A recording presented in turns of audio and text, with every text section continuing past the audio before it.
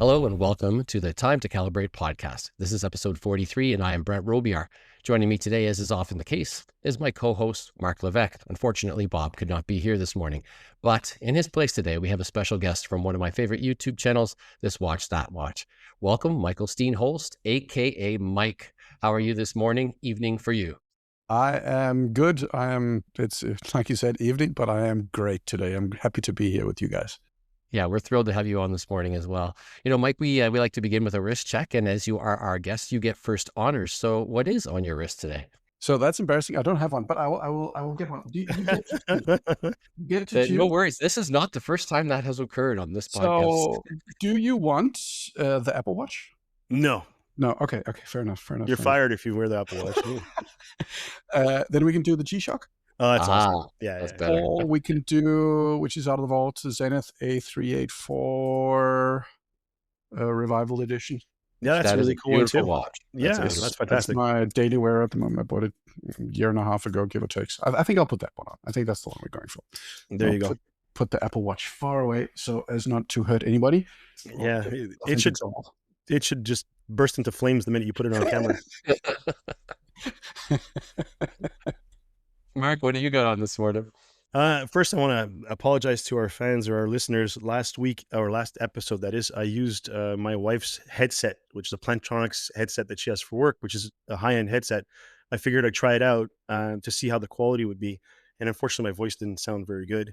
But it did eliminate a lot of the noise cancellation stuff around me. So it was amazing to edit with, but it just didn't sound very good. So I'm back to my regular setup. But I have a cold this week, so if my voice does sound funny, it's because of that. It has nothing to do with the equipment. So what I'm wearing on wrist today, I'm wearing the Christopher Ford Lumiere dive watch that was on loan for review. It's probably my last day with it, so it's got to go back to our friends at Christopher Ward. We have a review on the calibrated wrist that I wrote and Bob took pictures of. And Bob was also generous with his time and did a little video on YouTube on his channel for it too as well. So I'm really enjoying it. It's fun. It'll be sad to see it go, but can't keep them all. Or you can try, but you just arrived here. This arrived just the other day. It's the Doxa 300T. It's the professional. I really, really like this watch. I have been waiting a number of years. I don't know why it is that I never got a chance to actually get it on wrist, but I'm really enjoying it. And so I thought I would sport it here today. Very cool. So for those out there who may be unfamiliar, Mike is the voice behind This Watch, That Watch, a YouTube channel that trades hype cycles for honest conversations about watches and the people who love them. Rather than chasing trends, Mike is interested in the why behind the wrist. And that draws us to certain brands, designs, stories, and how the watch industry functions for good and also for bad. Though through his relaxed and thoughtful approach to watches and the YouTube medium, he's helped carve out a space for slower and more human conversations in modern watch media. So, Mike, we don't like to surprise our guests here per se, but we always do a little digging. So if you don't mind, I would actually like to start outside the watch sphere for a moment, because you do have a day job. And you even have another YouTube channel that, while similar in tone and approach, varies greatly from the one you produce with This Watch, That Watch. And you tell us a little bit about your background, your consulting career, your work, and maybe Watch Unusual?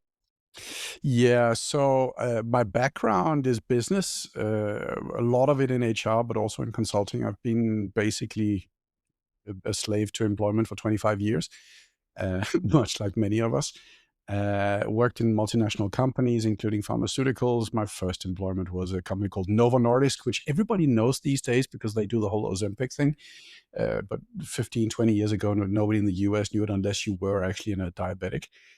And then I've been basically everywhere: software, tech, consulting, and currently I'm in fast-moving consumer goods and doing an HR thing. So I'm responsible for an HR department and advising basically our managing director or CEO on HR related topics. That's kind of my claim to fame in the day to day.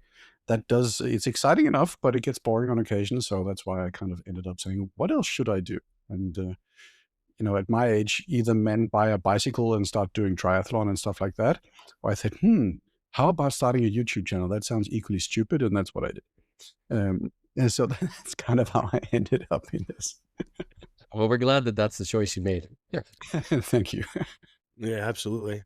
So was there a particular watch or moment that cemented your passion for horology? Not as such. I've spoken about it before because I think I've always had watches, and my dad, when I lived in South Africa many many years back as a child, came to Denmark much later, and I remember my dad coming back from Japan because he had a manufacturing company and he got stuff from Japan, and he came back with a calculator watch, Seiko, obviously in like mid-80s, something like that. And I remember owning that, and then I got onto a Casio, and then I think the first mechanical watch I actually had was a Seiko Arcturus, which had a rubber strap. But it was around 2001, 2002, 2003 where I suddenly realized that I owned a Breitling and I owned an IWC and I owned a Tag Heuer. And I just kind of knew what was inside of them. And it was like, and then somebody says like, but you're a watch nerd. And it's like, no, I just have like 3 different watches. And then it's like, no. And then what about, and well, that's mechanical, and that's automatic, and this is manual wind, and this is quartz. And it's like, no, you're a watch nerd. And then, as funds started flowing into my bank account as I got a full-time job and I started walking around other people who had watches, you start talking to people, and then sort of grew. And, initially it was mainly a name brand thing. Fell in love with Rolex and Breitling and those kind of brands and IWC. And then over time, you start learning more and more and more and more. And then you eventually, everybody who knew me and also my family were like, yeah, you've got a problem. And I've basically had it ever since. I've gone through all the phases of, spending way too much money, buying too much cheap stuff, and then also buying too much expensive stuff, and offloading and not knowing what you're trying to find your way and trying to find your own passion in the thing. So that's the thing. But the 3 watches, I was like, yeah, you're a watch nerd. Just like, yeah, true, possibly true. That's good. I hinted about this in my last question, but your approach to both of your YouTube channels is very clinical. It's very calm, and you are a consummate communicator. In terms of this watch, that watch, is that a conscious effort to kind of counterbalance the hype that's out there, or is it just the way you are? Well, it is the way I am. This is how I think, and this is how I sort of approach things. But when I started the YouTube channel, I said to myself, I don't want to do what the others did. I want to contribute something new and different and meaningful. So I either want to be, when I bring up a topic, I either want to be able to add to the conversation or bring a different perspective to the conversation, and so, ideally an original approach to the conversation. And that's one of the things that keeps guiding me today. I think I've added a 4th principle, which is I would like to be copied. But that's kind of the approach I have. So whenever I have a topic or I see, a ranking video, or it's like, I'm not averse to doing a ranking video, but it's like, how can I put a spin on it that doesn't make it look like every other ranking video? And do I have something not correct, but reasonably meaningful, intelligent to say? Yeah. So people walk away. They don't have to agree with me. I say a lot of nonsense all the time. I'm well argued. I can sound more heavily opinionated, and I'm aware of that. But being able to say something and then say, this, I'm putting this out there, at least a reasoned argument, and I want people to think about it and say, okay, hey, this is the thing. And then I also just don't want hype. I don't want, BS opinions just for the sake of clickbait. I like thinking about things, and I like nuance, and that's in general how I am. So that does guide the way I do my YouTube channel as well. Well, you certainly have achieved the first 3 pillars, and I hope actually that you achieve the 4th.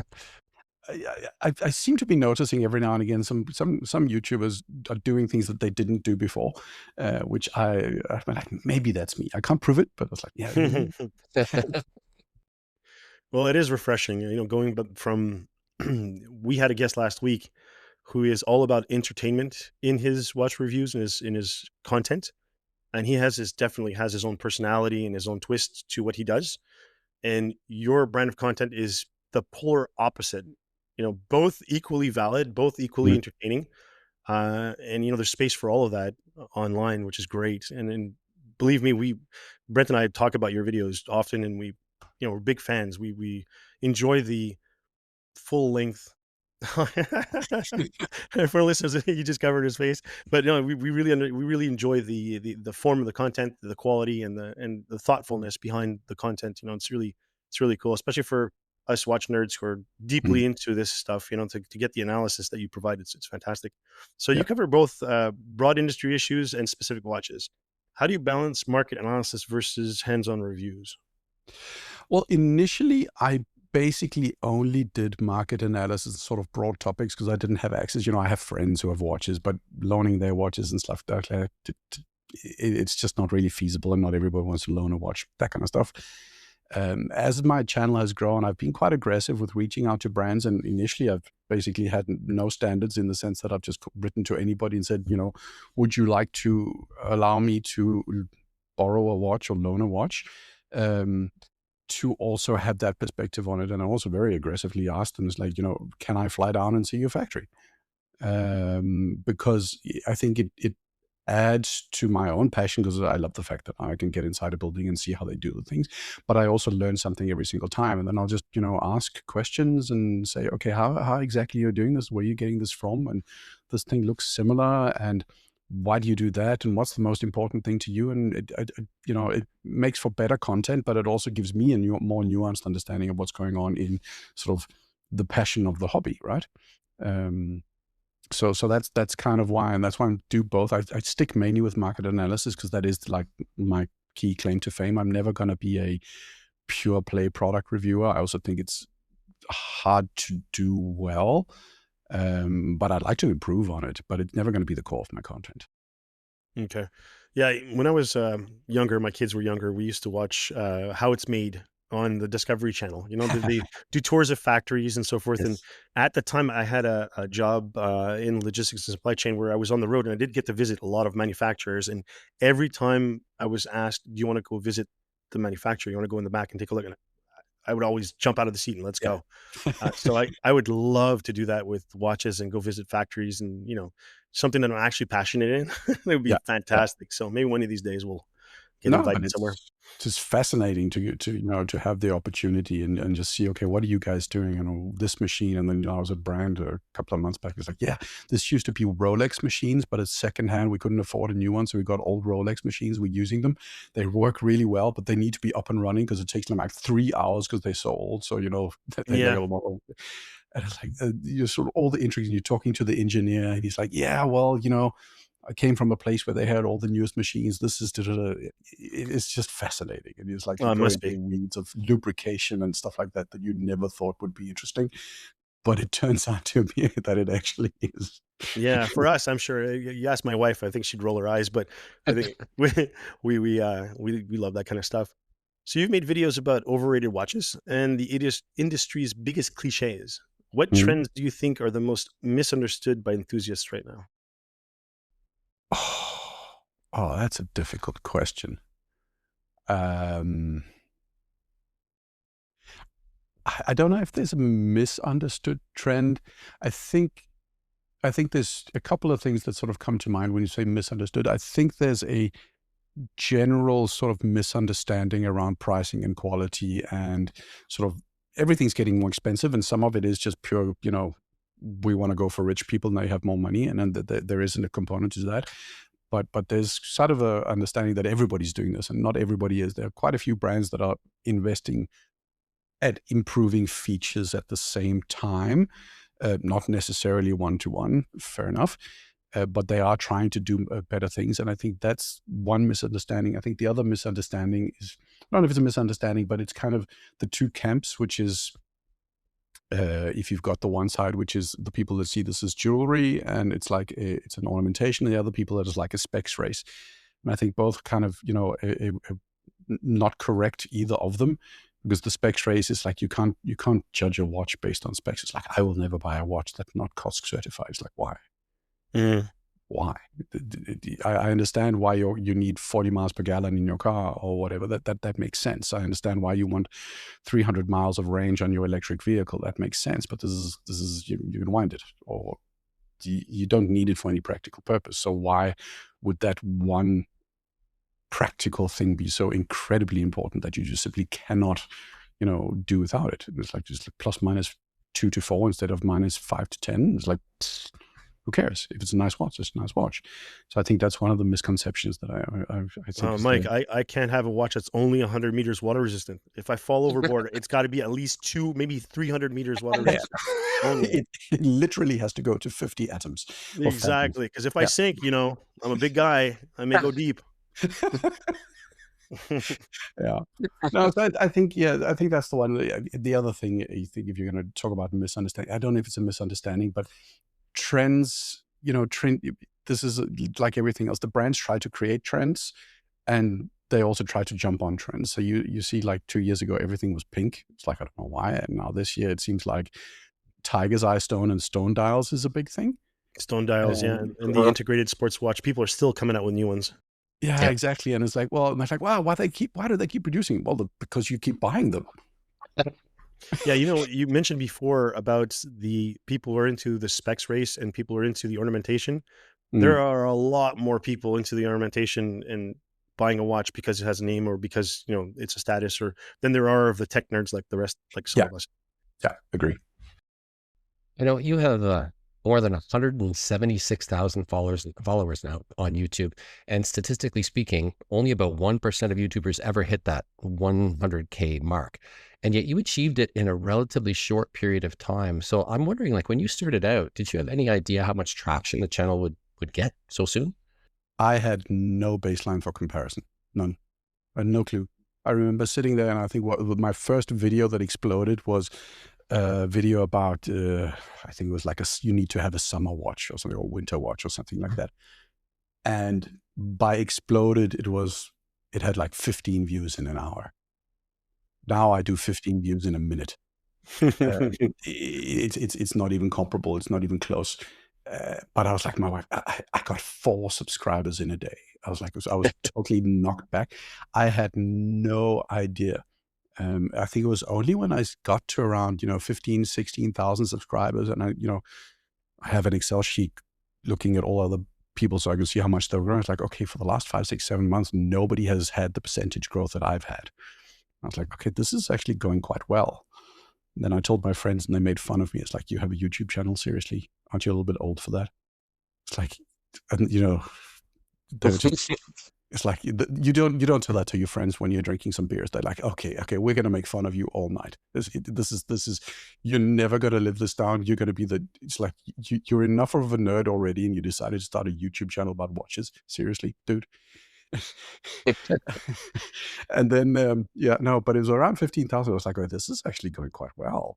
And then at 50,000, a brand actually reached out to me. It's like, do you want to see one of our watches? I was like, yes. So no, I didn't even do. I mean, I'm still doing it as a hobby, and I'm so hyper competitive. So I like the fact that it's growing, but I'm doing it as a hobby, and I don't really know what I expected. I just wanted to challenge myself about making videos, making good content, putting myself on the screen, and then talking about something I enjoy, and that's still the driving force behind this.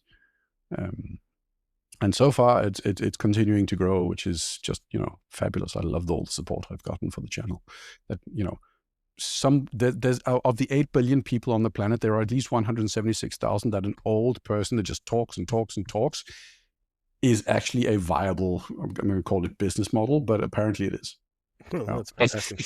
It's well deserved, I'll tell you. So what surprised you the most about running a watch related YouTube channel, apart from your friends making fun of you?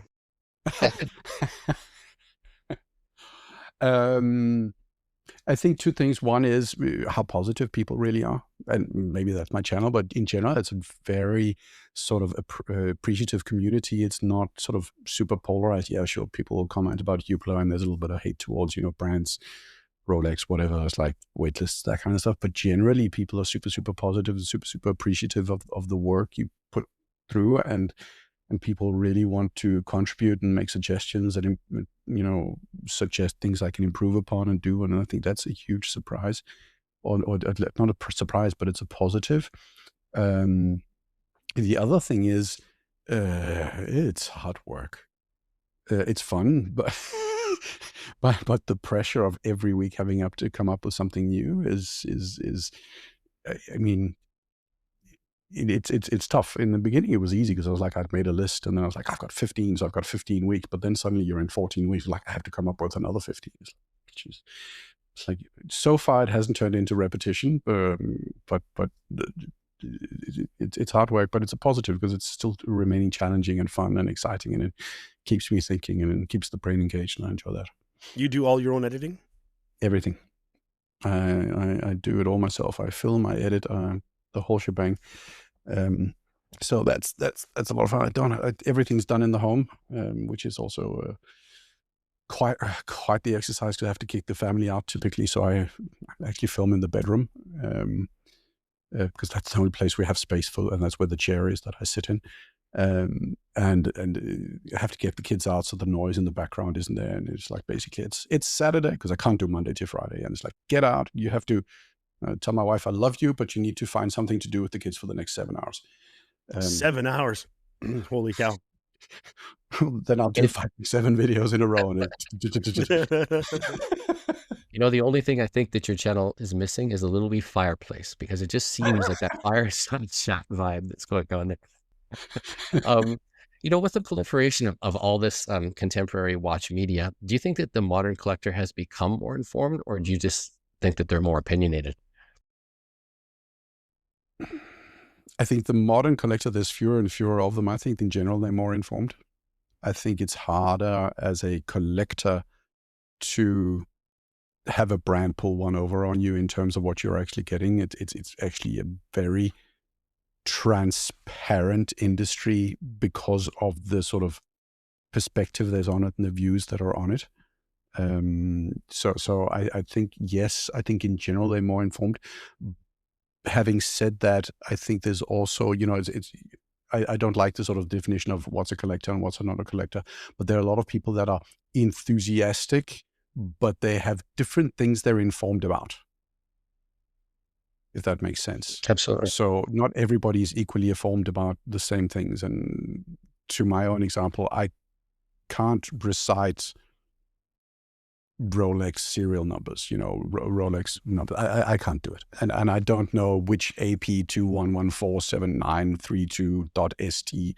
I can't do that. And some people are just absolutely brilliant at that. And then, there's other people that are fantastic at knowing which one has a double balance or whatever, or a column wheel or not a column wheel. That's stuff that doesn't stick in my head, but it sticks in other people's heads. So again, they're niche competencies. But as a general, I think people are collectors, and also I think regular buyers, at least if they're moderately information seeking, have the opportunity to be much more informed than they ever have been.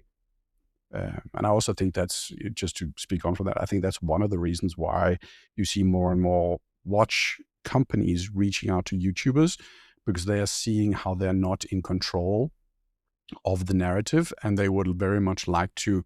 They've kept it at a distance and didn't take it seriously, and they're like, okay, you need to take this seriously because these people actually have opinions. They may be stupid, they may be wrong, but it's better to engage with them than not. Yeah, well, stupid or wrong, people are listening to them, and I think that's the important thing, right? Exactly. Yeah. And we've had a lot of people on the channel who started off doing things, websites, etc., like Andrew McCutcheon or Ariel Adams, and then, in the early days they would show up at the Basel World, etc., and knock on doors and never be allowed in. And then now you look at that, the degree of access to which they're privy. It shows just how much over that period of time things have changed in the industry. No, I agree. It's a much more open industry. It's still not as open as it should be, in my opinion. No. And they try to control, the bigger brands anyways, try to control narrative as much as they can. But it is, thanks to people like you, we get to see behind the curtain a little bit and get a proper business, view of what they're doing. So it's really good. So on that topic, what are your thoughts on how social media and content creators are shaping collector tastes and brand strategies? Oh, that's a good question. I think so. Well,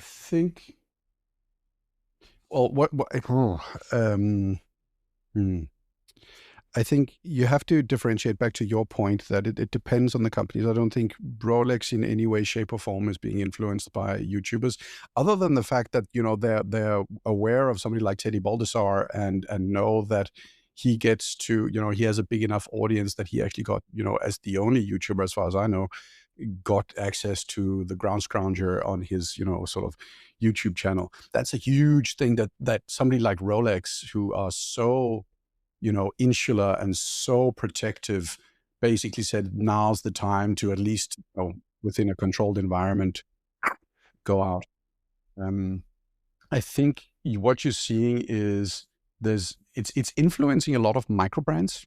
There's a lot of micro brand power in the YouTube space because there's so many small ones, so you get a lot of exposure, and it's a platform for a lot of companies that otherwise would have no voice whatsoever. I've spoken to Mike France, you mentioned Christopher Ward, and he said, if it wasn't for how they had engaged with YouTubers pre-COVID, they probably wouldn't have had the growth that they had. Where everybody else had a closed door and said, leave us alone and go away, you're a YouTuber, leave us alone. They basically said, if you want to look at a watch, you can look at a watch, talk about our watches, go for it. And it helped them massively. And I think those kind of things, and you see a lot of brands doing it, Maine with Nico Leonard, you've got also sort of other brands. That leverage is huge, and you see more and more people gravitating towards smaller brands, micro brands, indie brands, niche brands. That openness is definitely there, and I do think it's driving something, to some extent, people away from at least the established brands to some extent, at least in the collectors community. Not that people are completely writing off Rolex. People still want a Rolex, but that's the thing. It does also feed, I think, some level of tribalism. Whether you're the Nico Leonard Hublot hater or you're the anti-Omega person or whatever, it does feed a little bit of it, but in general, it's a positive community. I think that's how I do, when I speak to the brands I've spoken to, they do pay attention to what gets said, and they do actually change things in their production, do change things in terms of dial choices. They're not as, it influences things like dial choices for seasonal collections. They're more attuned to what sort of flies and doesn't fly. It's no accident that a lot of companies are suddenly pushing out easy adjust bracelets, because everybody's like, it's like the standard comment you have to throw in a YouTube video. It doesn't have easy adjust. And now everybody's like, okay, we might as well throw it in there. I know Longines did. I know Formex did. You just got to have that easy adjust. So it's sort of a symbiosis that's going on there. I have opinions about easy adjust bracelets. I've already voiced them many times. I won't do it again. Spare everybody this time.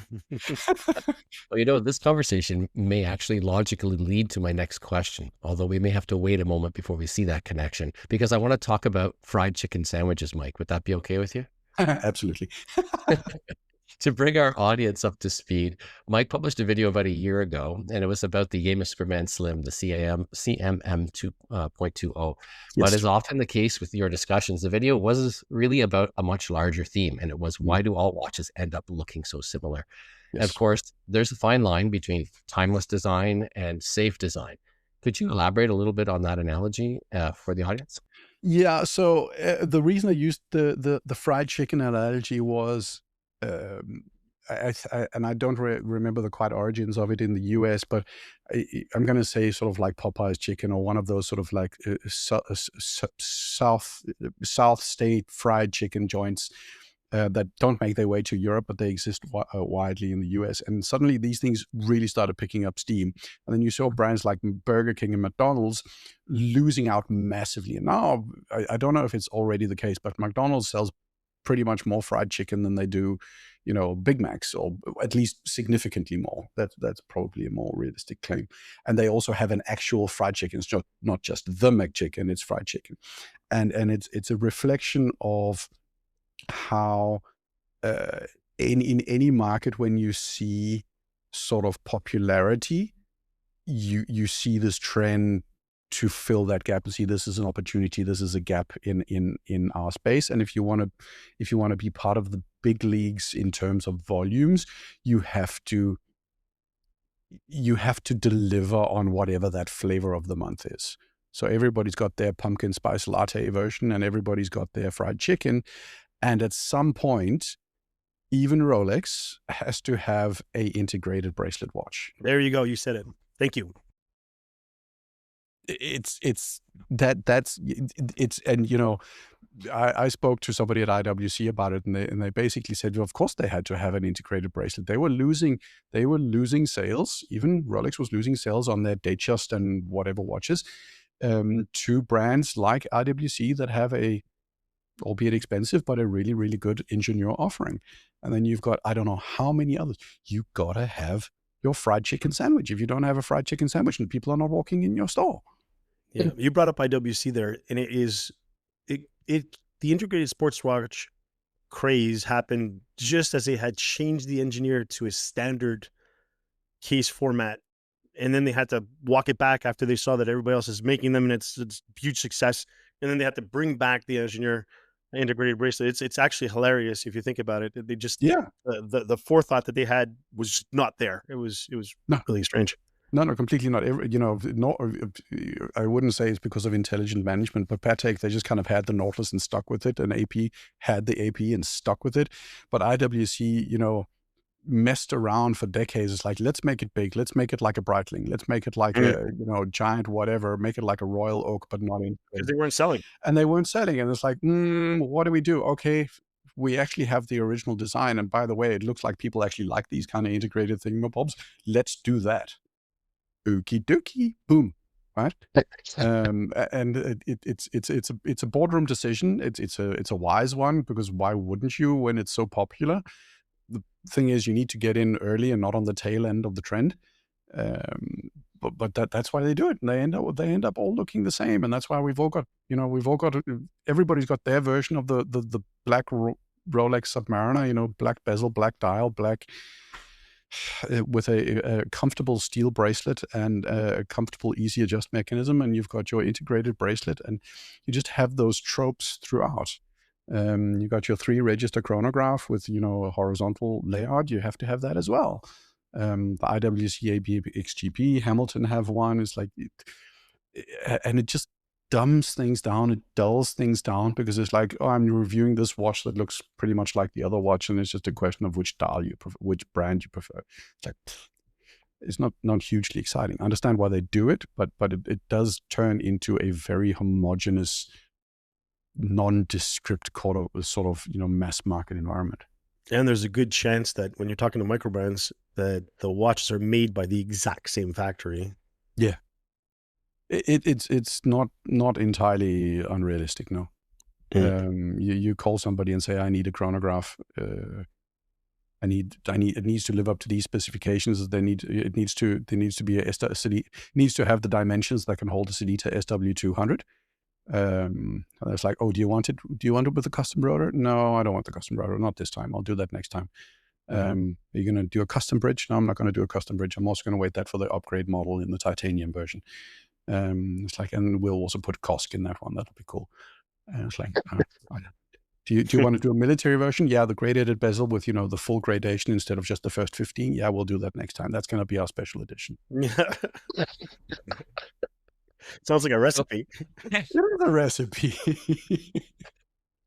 So I'm curious then, when you look at a new watch design, what is it that you evaluate first? Is it like an emotional response? Is it commercial viability? Is it specs, long-term coherence, something else entirely? What is Well, for me personally, it's whether I like it or not. So that's, you know, emotional response. And that's, you know, I take a look at a watch. I've been looking at, I've been looking at 2 watches recently. I've neither the money nor the inclination to buy them yet, but I've been looking at a watch from Trilobe, an integrated bracelet watch, and then Chapek, the Antarctique. And for 2 reasons. One, Trilobe, they have a completely different dial. They don't do hands. They do like this kind of a Resonance kind of deal. And then there's Chapek, which is not because of the dials. The dial is honestly, you know, fine. It looks good. It's well made.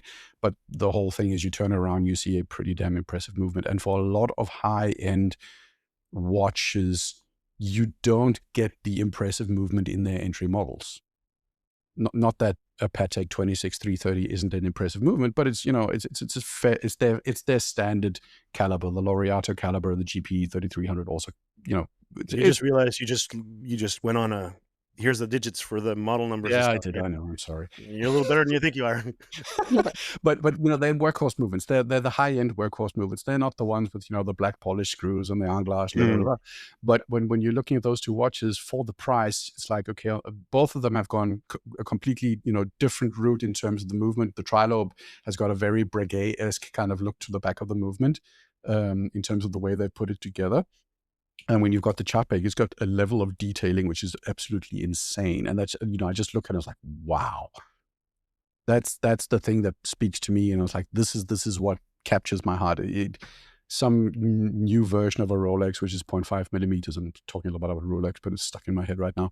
It's not going to capture my attention in the same way. When I go then to the YouTube channel, that's when I start talking about commercial viability. Why are they doing this? What are the options? How many people is this going to speak to? Why are they doing this? Is it, is there a path to this? How does it fit into the broader collection? Then those kind of questions come in, because I can love a watch that might not be commercially viable, and I can also love a watch that I, from a visual perspective, might think is utterly boring, but it still appeals to me. For whatever reason, it's a simple watch, and then it's like, okay, I love this watch, even though it's aimed at the quintessential boring businessman, which I am. And it's like I can live with the duality of like liking an ultimately boring watch, and then there's the ones that evoke the emotion. The more I get into watches, and the more I'm in this, it's more the details that capture me. And it's a little bit like wine. At first, you can just wine is wine; it's a way to get drunk. And then at some point it's like, okay, I can actually buy a wine that I'm not going to have a headache from the day after. And then at some point you start caring a little bit. It's like, okay, I can actually taste oak or something smoky. And then you start to appreciate it. And then, you're wasting money on yet another stupid thing. So speaking of evaluating, how do you see the role of independent and micro brands versus legacy giants like Rolex, Omega, and maybe even Tudor? I think they are forces for innovation and change and creativity and being the polar opposite of what those big brands offer. And I think they should have that role. Any small brand like, Moser or MB&F, if they just said, now we're going to do our own version of the boring black diver and just make a boring black diver, that would be a disservice to themselves and would hurt their business, and it would hurt the industry, because that's where the ideas come from. I don't expect Omega to come up with the groundbreaking new idea. I expect the small ones to come up with it, and then I expect somebody else to jump on the train and say, wow, that was something we didn't see, let's go for it. And you need those small brands. You need those trying things and doing things and offering something that the big ones either are too bureaucratic, too slow moving, too dominant to care or be able to prioritize. I think this is not a watch-related example, but I read recently that, Google have basically not produced a new product since 2007, 2006, 2005, something like that. They have bought things and scaled them, but everything pretty much that they've developed themselves and tried themselves is either dead, discontinued, or non-existent. After 2000, I'm going to say 2008, it might be 2005, it might be 2010. And that says something about the inertia of a big organization. That's not where you get the innovation. The same applies to Meta, in terms of offerings. They're good at making ads, but they're not making good new products. They're good at killing competition. And it's kind of the same thing. You're not going to see the great things from Rolex. You're going to see it from MB&F, and they need to stay true to that. One of the other things that you talk a lot about on your channel is value, and that's where often micro brands and independents come into the conversation. And in that conversation that you often have, Christopher Ward comes up quite a bit. But most recently, you made some pretty bold statements about Longines. Now, that's a brand that I do actually collect personally. So some of those things struck a bit close to the bone, but I can't wholly disagree with them. So can a brand like Longines, or any other for that matter, offer value and scale while differentiating itself with striking designs? And if so, who's best set to do it? Value and scale. So actually, I'm going to talk about the Morgan Stanley report in about a week and a half on a video, but I'll share my sort of thoughts on it. I think the overall perspective you have to take into account that despite the fact that we're more people in the world and the world's population is growing, the number of people, it's not like washing machines. More people in the world means more people will over time need washing machines, but more people in the world does not mean more people need watches because it's a luxury. That means, and I think the thing that's changing is where it used to be a tool, it no longer is, but also there are so many other signifiers of status other than watches. Your premium Plantronics headphones, or your Bang & Olufsen headphones, or your Sennheisers, or whatever the hell is important to you, or your car, or your Lululemon pants, I don't know, whatever. There's all sorts of stuff. So there's everything competing for people's money. And what you're seeing is then you see the big brands, they're concentrating on these really, really expensive or rich customers. And then you've got this mid-range, which in theory is dying or declining over time. It's not going to be gone in 20 years or 50 years, but it's dying right now. And what you're seeing is brands like Longines, they've essentially declined quite consistently over the last couple of years, but they've also been the biggest, at least in that sort of, $1,000, $3,000, $3,500 space. But if you look at the Morgan Stanley's numbers, you can see Frederic Constant, who price-wise are kind of ballpark in the range, give or take. They've grown quite significantly. Raymond Weil, grown quite significantly. Christopher Ward, they're on the list for the first time, selling around 40,000 watches. So what you're seeing, I think, is that there is still a customer base for interesting and exciting designs in this sort of value range. And the reason people are going to Frederic Constant, Raymond Weil, and Christopher Ward, and potentially some others, and less so to Longines, is because they have been able to position themselves as value, for one, true or not, and different for a second thing. And when the incumbent in terms of Longines, you can probably still convince people of the value piece, but with that size, it's hard to really push the innovation and creativity angle because you've got so much legacy in terms of, you've heard of them, they're old, they're not the new player. At some point, Christopher Ward, Frederic Constant, and Raymond Weil will also be not the new player anymore. So I think right now the strength is on those smaller brands, but it's not out of the realm of possibility that Longines can do something. I think some of the stuff they do on the Ultracrons has a lot of potential that can speak to enthusiasts. I think they can do much more with that kind of perspective on really high value, high spec. I also think they could do better to work on stuff like their quartz entry. There's still this kind of, you have the cheap quartz and then you have the mechanical, and it's like there's a weird tiering there where they could probably do better in terms of positioning something more interesting. And then they kind of, just generic in their swatchy branding, which is just dull, and that could help them. But I think those smaller brands, those are the ones that are leveraged to it right now because they're coming in as outsiders and saying, we can give you a lot for nothing, for very relatively speaking less, and we're creative and we make nice designs. It's not just a Chinese factory brand where we copied everything. We did actually try to do something ourselves, and they're doing good things, and people are responding to that. Does that make sense? Absolutely. Yeah. You've also made videos about mistakes collectors make. What's the biggest lesson you've learned personally from collecting? Wait as long as possible before buying. Yeah, that doesn't speak to me. I'm one of those impulse people, so I have a hard time with that one.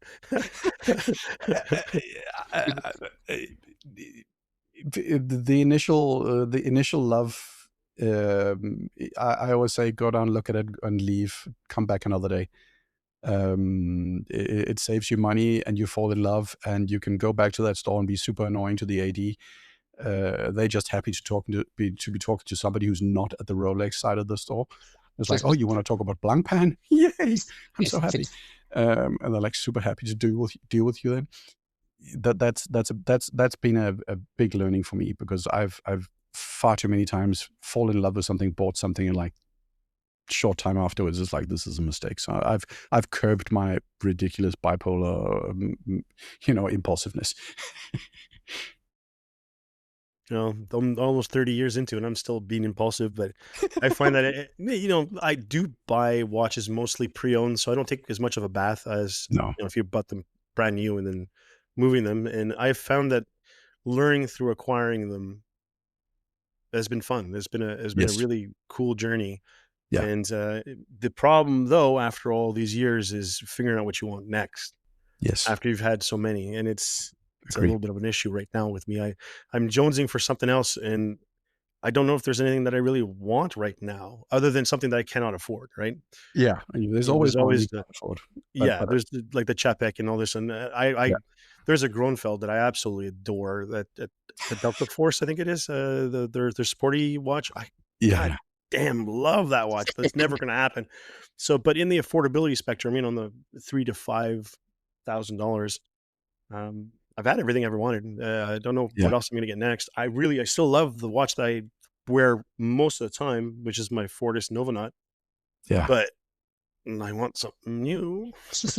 Yeah, I get you. I get you completely, because you want that newness, and you want sort of that. I do the same. I do the same. I don't think it's the wanting the watch, it's the hunt and the Yeah. anticipation of the next one that Yes. I'm Yeah. addicted to, I Absolutely. believe, Yeah. more so than actually acquiring the watch and enjoying it. True. No, it's the hunt of going down and looking, and then researching about and the history behind it, Yeah, and then having it on the wrist and taking a photo, and it's like, oh, this looks beautiful. Then looking at another watch, and it's like, oh, but this is, and then it's like, then it could work here, and I could use it for this. Yeah, I completely get you. yeah. Um, I can spend days. My wife is like, you're thinking about watches right now. It's like, yeah. It's like, which one? She actually asked you which one. Me, I'd say you're thinking about watches. Yeah, again. Yeah, I get away with more now that I have the YouTube channel. It's kind of an integrated part of our lives these days. So she's, we'll sit at a restaurant. She's like, okay, test me. That guy over there, that's a Patek, right? And I was like, yes, that's a Patek. And the guy next to him, isn't that is that a Vacheron 46? No, it's a 56, but close enough. That sounds like fun. We a few minutes ago, we touched a little bit on this idea when we were talking about the ingénieur. In a recent video, you said that the time of iconic watches is coming to an end. And in case our audience hasn't caught that, maybe you could explain your theory behind that, because I really thought it was an intelligent take on this. And then to counter your own argument, I'm curious, do you think that there's somebody out there who could surprise us? Who might that be with it that would surprise us with a new icon?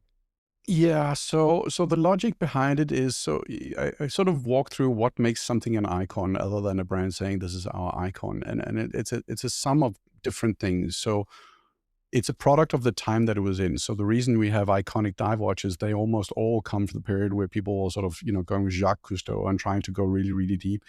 Moonwatch also had a specific connection to NASA and all those kind of things. Racing chronographs, etc. So that's one component of it. The second component of it is, a lot of them are also products of risk taking, in terms of coming out with a new product that didn't exist before. So dive watches were a new thing. The Nautilus, the Royal Oak, the Ingenieur were all responses to a change in the market where they had to do something or risk dying. And there's also a question of continuity, willingness to take a risk, throw something out there, and then stick with it. So the Daytona is a good example. It wasn't really a success initially. They didn't produce that many, and then they stuck with it. They refined it, and then suddenly it turned out to be popular, right? So all those kind of things, they add up to, and then you also have the situation. I think that's the fourth piece. Is you also have this situation where a lot of these icons are also connected with either celebrities, not from endorsements in the sense of, you've been paid to wear the watch, but they've been seen on the wrists of famous people, or people chose to wear them voluntarily, and they become part of the sort of zeitgeist of the time.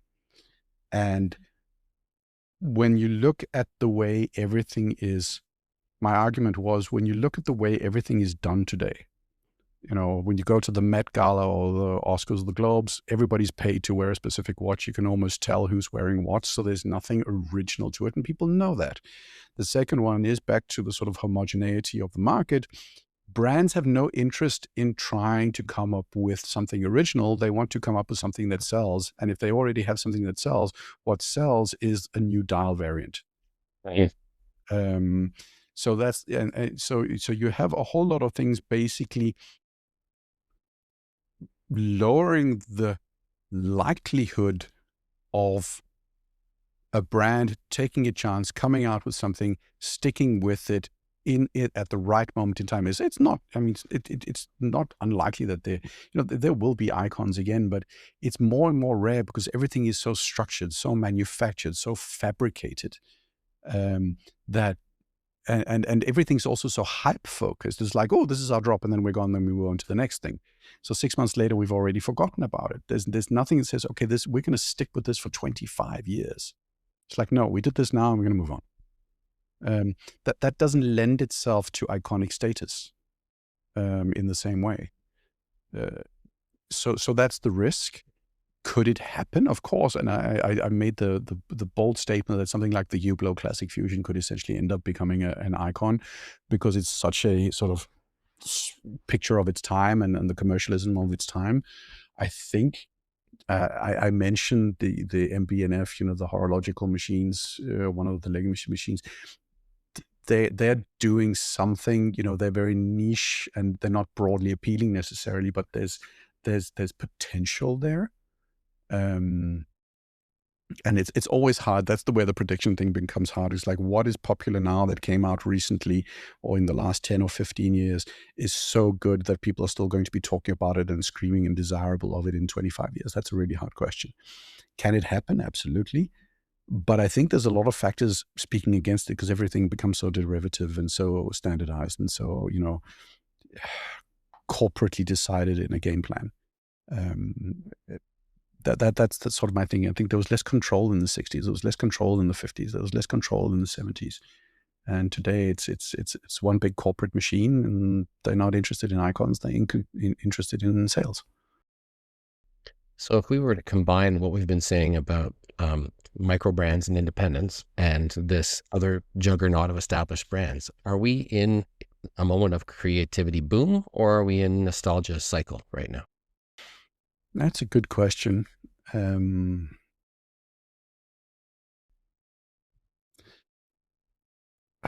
leaning more, I wouldn't say pure nostalgia, but we are very, we're in a cycle where a lot of watches are retro inspired and back catalog inspired, and even small brands. So if you go through them, you got Venetianico just as an example. They're sort of Redentore or whatever it's called, Arsenale, I think, basically looks like a Parmigiani Tonda. Then you have Maine, who have the Manhattan. It basically looks like a nondescript 1970s version of a Vacheron Constantin. You've got brands that have their version of an Ingenieur. They've got their version of so on and so forth. And got Monta doing a watch that essentially looks like the Submariner. So there's a lot of leverage in having recognizable, reusable, sort of almost replica level watches. And then you do see things that are truly original for the sort of more high end, and also a few of the sort of cheaper brands that are doing something original. But it is few and far between, I think, to be fair. I think something like, and I'm always, every time I say Christopher Ward, somebody writes, he's a shill, he's being paid, and I'm not. But I might as well just throw it out there. The Bel Canto is cool. I'm not a big fan of it myself because I think there's too much going on. But from a design perspective, and it's not a true chiming mechanism, but it rings. That's the mixture of that level of complication, that level of design, that level of finishing and creativity at that price point is impressive. You have to give them that, whether you like the watch or not, whether you like their logo and Christopher Ward and it's like, complain. That that's freaking original. That's well thought out. It just is.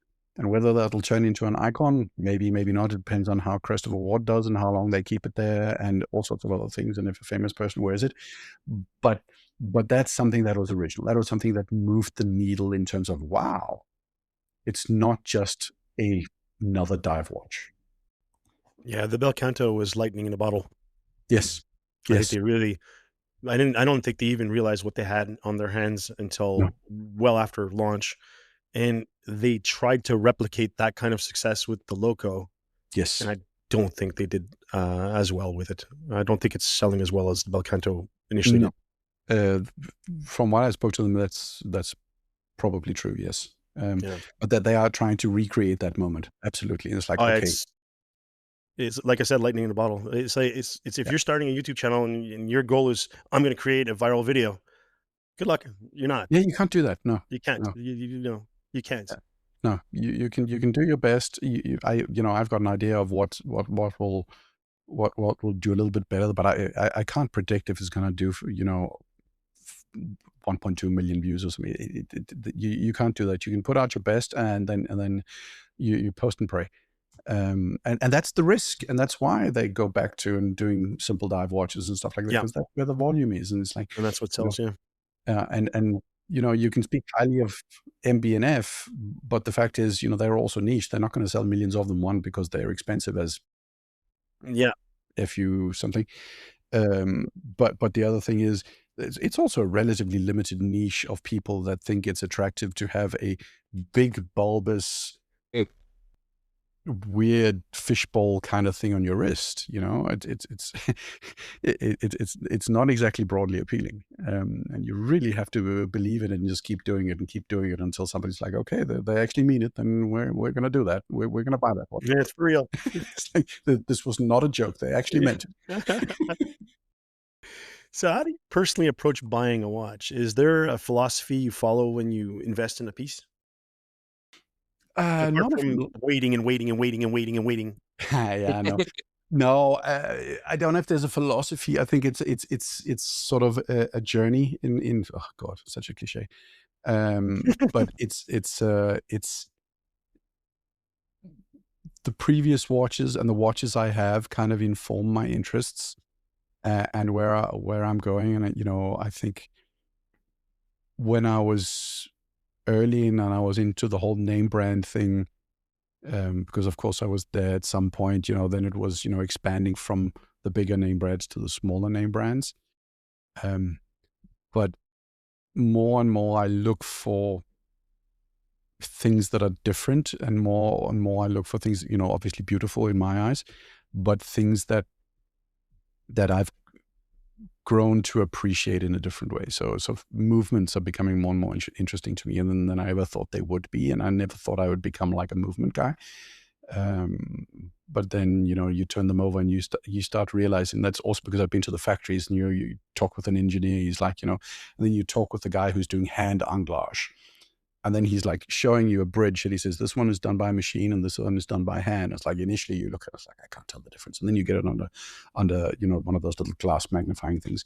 And it's like, okay, you can see it right in the corner there. It's like, that's where you can see it. And then the guy shows you black polishing, which is obviously way out of my financial league. But then you start to understand the kind of work that goes into it. I think that's what's driving me right now. It's those watches that have a piece of flavor of that handmaidedness, a piece of flavor of that sort of old school, not completely by a machine thing that really captures me. And if they can do that in an aesthetic, good looking package of something that I would, also, wear, because I'm still not on, just having safe queens, then that's what captures me. And that's why the Chopic's on the list, why something like a Trilobe is on the list. It's got those little things, and they're doing something different, and they're trying something that is not your run of the mill. And then every now and again, I think I just wrote to an AD yesterday. It's like, how hard is it to get a hold of the Pelagos FXD, the blue one? Because I've got the black one and I don't really need it and it doesn't make sense. But it's just a design that I've grown to find incredibly appealing. There's something about the fixed lugs that I just love, which is weird, but I just do. I'm not sure we can be friends. You don't like fixed lugs? No, I don't like NATO doesn't strap, like NATO pass-through, or anything. straps. Just no, just it's wrong. That watch, I love the FXD. I borrowed one from a friend for a little while, and it is perfect. I love the dial, I love the bezel, I love the color of the blue, I love the thickness of the case, I love the material. Just the stupid lugs. It's gotta have. I gotta have a bracelet on it at least. I mean, come on. Just why limit yourself to just pass-through straps? Yeah, no.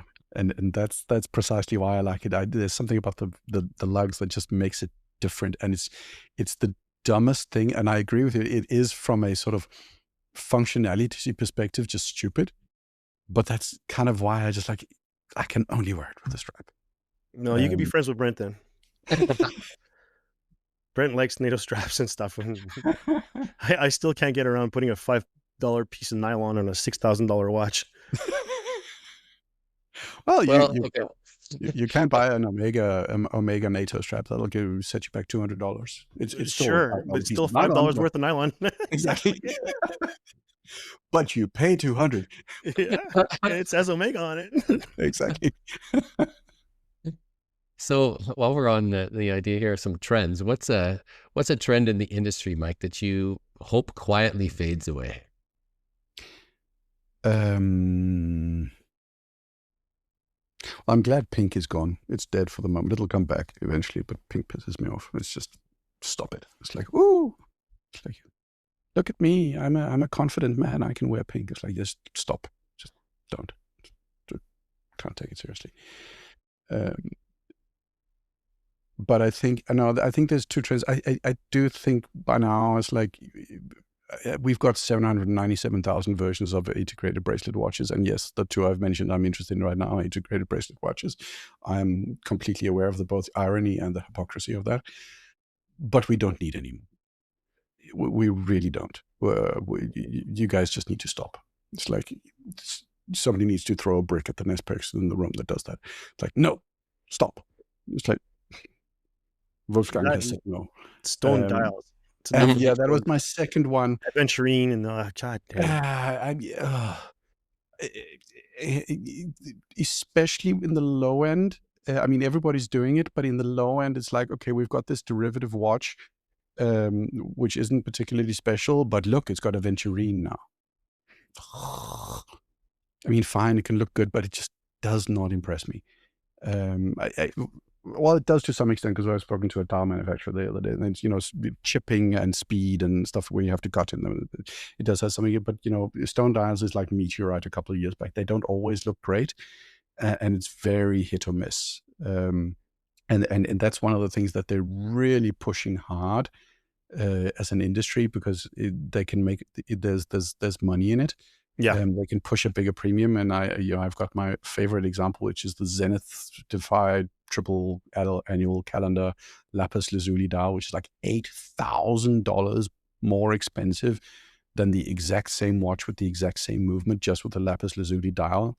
And yes, as I always say, it's a little bit more expensive to machine, but it's not $8,000 more expensive. It's like, seriously, guys, you're pulling a fast one, and it's not reasonable. And so stone dials is just way overdone. Tiger's Eye is like, guys, just, it's cool, I like it, that's fine, stop, move. Yeah, I heard that Chinese factories had gone around buying up a lot of these stones, and at some point they all decided we're going to start unloading them onto the micro brand market, and brands are just picking them up everywhere, and it's trying to capitalize, like you said, on Rolex comes up with a Tiger Eye dial for a special project, and all of a sudden that's the dial that's in everybody's watches. Yeah. No, and that's the thing, but it's also because it's such an insular industry. And it's like, you've got the manufacturer's version of GPHG, which is EPHJ, which runs in June or July or thereabouts. You basically got all the manufacturers and all the brands going there to look at the machines and look at what they can do, and they also sort of see what's on trend. And then everybody kind of buys the same things. Not everybody, but a lot of them buy the same things from the same people. And then that's why does the same? Because everybody's pushing the same things. Like, look, we've got this cool. We're doing, a green stamped dial, and it's like, yay, everybody's got a green stamped dial now. And it's because everybody speaks together. It's like all other industries. Everybody knows each other, and they all get along well, and they buy them from each other, and they kind of push the same things. And sometimes they just get hooked on sort of this internal idea. It's like, stone dials. This is the next thing. And then, they really hope we jump on it, and it's vastly overrated. It has its place, but not to the extent that it has right now. Agreed. And when you look at your own collection, you mentioned before you're progressing towards the Chapek and some other watches. What does it say about you and how it evolved over time? Oh, that's a personal question. I think it says very banal, but I like what I like, and I don't care what other people think. So I will. I like that answer. Yeah, I think that's the short one. I like what I like, and I've been more clear on that. I'm not beholden to any brand. I'm not beholden to any specific design. Sometimes I'll buy something that's completely middle of the road and predictable, and sometimes I'll buy something completely different. And sometimes I'll buy something which is just because it just did something for me, and it'll be a cold day in hell when somebody else decides what I want to buy. That it's my opinion, it's my feeling, and it should be with everybody else. Buy what you like. Don't listen to a bald middle-aged YouTuber with a beard. I have nothing intelligent to say when it comes to your personal taste. So yeah, no, that's the thing, and that's why I'm also have no problem with wearing an Apple Watch every now and again. Look, I made fun of the Apple Watch earlier, and there's time and place for those watches. I understand Yeah. that. I have an addictive personality, and when it comes to my work, I am on top of replying to emails in really rapid pace, and that's part of my personality. And if I had a watch that warned me that these things were happening in real time, I would be obsessed with it, and I probably would Yeah. wear it more often than my regular watches. So I'm staying very far away from them because I know how I am. Yeah. So Yeah, no. I mean, when I look at my job, I'm in HR, and everybody typically has an opinion about HR people, and I like to think that I'm not like most HR people, and I usually get told by the people that hire me that I'm not like most HR people. I take that as a compliment, and that's why I like having watches that are not like most watches, unlike the ones that most watch buyers buy. yeah, I work for Isotope, so that should tell you a little something about very different watches and being special. So So let's return to industry then for a second. What's the biggest misconception that enthusiasts have about how watch brands operate internally? I like that question. Oh, gosh, that's a difficult one. You said you weren't going to put me on the spot. I said we wouldn't surprise you, but I never said anything about not putting you on the spot. No, these are the kind of questions I'm like, I should be doing this for a video instead of just answering them random. This is stuff I usually think about and spend time considering. You should have an answer. True. So what misconceptions? I think a couple of things. One, how much more it's about manufacturing than it is about watchmaking. These are manufacturing companies. Maybe not MB&F, but even MB&F or Cobalt Force or whatever. The kind of people that sit in their operations, the COO, these people are looking at time to build, minutes per movement, waste of material, input time, input lag, all that kind of stuff. It's like a massive supply chain efficiency operation. And there is the creative piece about, coming up with the movement if they do the movements themselves. But for the ones that really manufacture, I'm not talking about the micro brands that source everything from all over the place and just assemble it. But but it's manufacturing that is at the core of what they do, and they are absolutely, a lot of them are absolutely brilliant at the, the microns of millimeters tolerances they can get to. That's engineering precision more than anything, and that's what makes some of these watches so incredibly impressive. um and we talk about the movements and talk about in-house and all stuff, but the ones that are really good, they master the manufacturing, and that's what people get wrong about it. It's not the old guy sitting in a shed with some lady carrying a milk jugs and milking a cow, and then he's like yodelay here and Rittersport and whatever the hell they call it. It's not, that's not I think that's the one thing people get wrong. The other misconception is that they have this belief that it's like a massively profitable industry. Uh, And it is for Patek Philippe. It probably is, well, not for Grubel Forsay at the moment, because they're going through an absolute disaster of a show there. But for the very high end, but when you look at the numbers that are available, because it's manufacturing, despite its luxury, it's nowhere near as profitable as you would think. Right. And I think, as an aside, this is why LVMH and Richemont, they're having trouble, because they thought it was like all other luxury goods, and making a diamond necklace is infinitely easier to turn a profit on than a mechanical movement and case that needs to live up to all sorts of specifications. It's just so much more expensive to do, and people just assume that they're just making money hand over fist. And bar some exceptions, they're not. The ones that are making good money, like Rolex, yes, they're desirable, but they're also making good money because they are absolutely ridiculously good at the manufacturing piece. I would go so far as to say, within any industry, bar maybe Apple, Rolex is probably top 3 in the world in terms of pure skill in manufacturing it in mass market. And they're totally vertically integrated as well, which is, and they own every single part of the supply chain. So Yes. yeah, they've done such an incredible job. Exactly. Well, except for the fact I read on one of my comments from on my YouTube channel, apparently they don't have any factories in Switzerland because there are too many mountains. So where would they put them? I'm just, goes back to my opinionated comment. Yeah. you can't argue with that logic. There's no room for factories in Switzerland. There's only cows and mountains. That's it. And milking cows and cheese. Yeah. Yeah, exactly. It's all. It's interesting. I was just last week at Alexandre Beauregard's studio in Montreal, and of course he does the high end gemology and the lapidary art that goes into those works, and he collaborates with people like Vianney Halter. And some of these watches are selling for 120,000 Swiss francs. And, they sell it. So his last run of the Ulysse was 10 watches. You can do the math on that. That's an awful lot of money. But he's also a man who will tell you right away, I haven't paid myself a salary for 15 years. Yeah. So all the research and development, the travel to Tucson, the selecting of the stones, the wastage of the stones, the travel back and forth, having an apartment in Switzerland, having a foot in Montreal, with all of these things for an independent. And he's, going up against juggernauts like Van Cleef and Dior and Chanel. And so there isn't a lot of profit, as you say.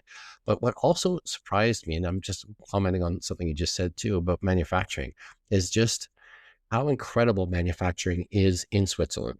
And that goes from the smallest little family manufacturer, like the people who produced the loom for the Trident, and the incredible skill and the high level of precision that's going on there. But like you say, it's not romance. They're not sitting in the back room, using chisels and hand tools. But nonetheless, it's a small family in a 2-story home that does this incredible work. And then on the far end, you have like Boncourt and Commodore, where they're making Rado's high-tech ceramic, for example. And you go through that entire process and think, my God, this is absolutely insane. Who came up with this? And just to understand, sometimes people say, well, a watch is overpriced or whatever. But when you go and you take a look at these processes, and you know that every process is an extra cost, it's quite an impressive market. But you can see that the margins are slim across the board.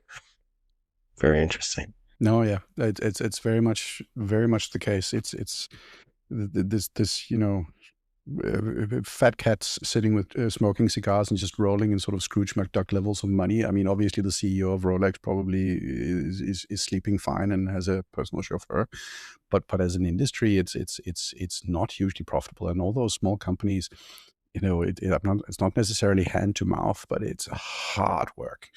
And the first 5, 10, 15 years, you're maybe not making a single cent until, for some odd reason, somebody latches onto your product, and then boom, then Yep. it's moving, right?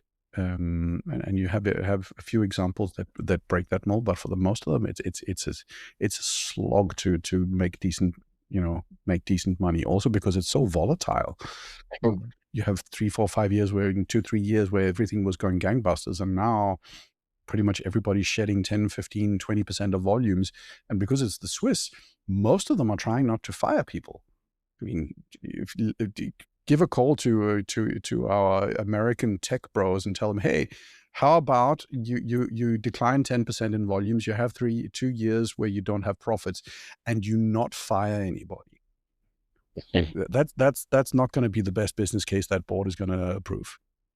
So there's also there's something quite admirable about the way the Swiss approach that, and also the Germans, Klaus Hütter and stuff like that. And they're very defensive of the industry because they know it's also part of keeping it alive and all sorts of other things. So it's a big thing. What's a watch that you respect immensely but would never personally wear? I'm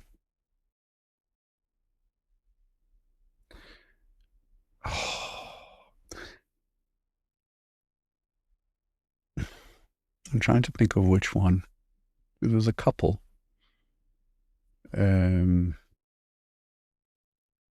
know if I respect the bel canto immensely. I respect it, but not immensely. It's probably the word that's tripping me up. I think of newer models, I'll give you 2 examples, 2 for different reasons. The one, the Grübel Force Nano handmade, from a movement perspective, it's a technically amazing achievement. From the pure, manufacturing or sort of handmadeness, whatever you want to call it, is also, mind-boggling the amount of time they put into, sitting with a little hammer and stamping out things and hand langlaging. I just think the thing's ugly. It's just not. It's just it's fine. It's impressive. It's amazing. But it's just no. It's kind of like the car, the Pagani Zonda, also a car that's absolutely bananas, but it looks weird, and it's like it's too much. So aesthetically, it just does not do it for me at all. The other one, which I've actually owned, and this is going to hurt a lot of people's feelings, is the Rolex Explorer. It was one of those watches where I was like, you're supposed to love the Explorer because somebody walked near a mountain and maybe not went up a hill with it or something. And it's kind of the watch that, as a YouTuber, you have to do a video about how the Rolex Explorer is amazing at some point. I haven't done mine yet, but we'll see. But it's kind of a rite of passage to a certain extent. Also, like you also have to say Casio is God tier. But I bought it in an airport because it was just for sale, and it wasn't on a wait list. I was in Poland at the time, in Warsaw, and I arrived in the morning and I saw it was on sale. And I was like, is it on sale? Yeah, it's on sale. And then I was like, okay, that's interesting. I went off to work, went into the center of Warsaw, worked for 8 hours, and went back to the airport because I had to fly home the same day. I was like, it was still there. It's like, this is not waitlist. No. I was like, I have to buy the thing. It was a 39 millimeter, so the 121, don't remember, whatever, 39 millimeter. The old version, the previous one.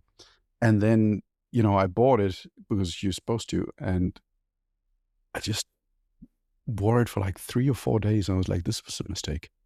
And it's not a bad watch. It's not much different than a Oyster Perpetual. It's not much different than, a Datejust without a fluted bezel. It has its characteristics. It's got the 3, 6, and 9 and stuff like that. And I was just looking at it, and it's like, what's the fuss about? but I have a massive respect for things. So I ended up selling it within like 7 months. And you turned a profit, right? Oh yes, I did. Very much so. That was flipping on very much flipping it. Not on purpose, but it ended up being a profit.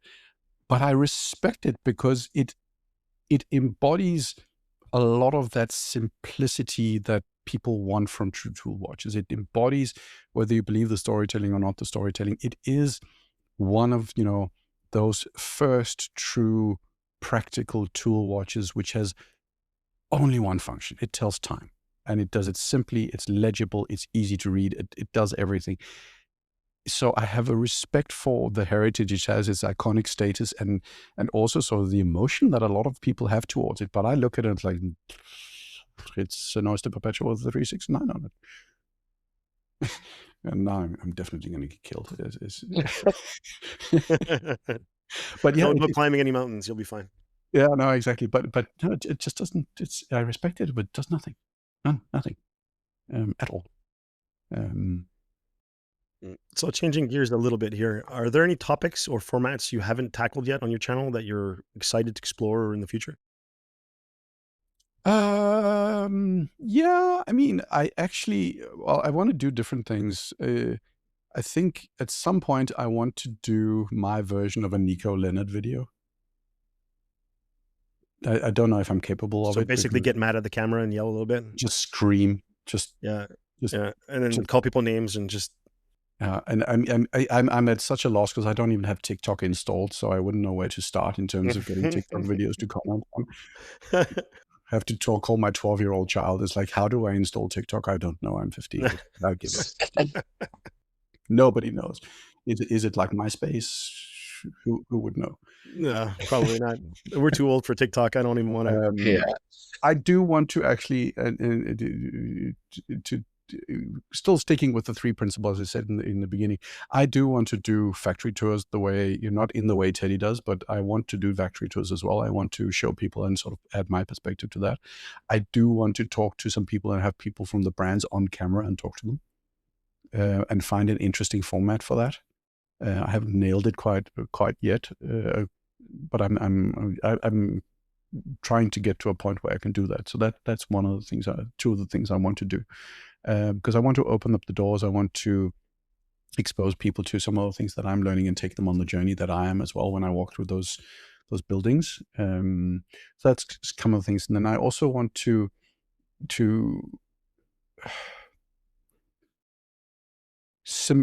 I think it's what's it called, Wristwatch Revival, the guy who does the Marshall. we had him on our podcast.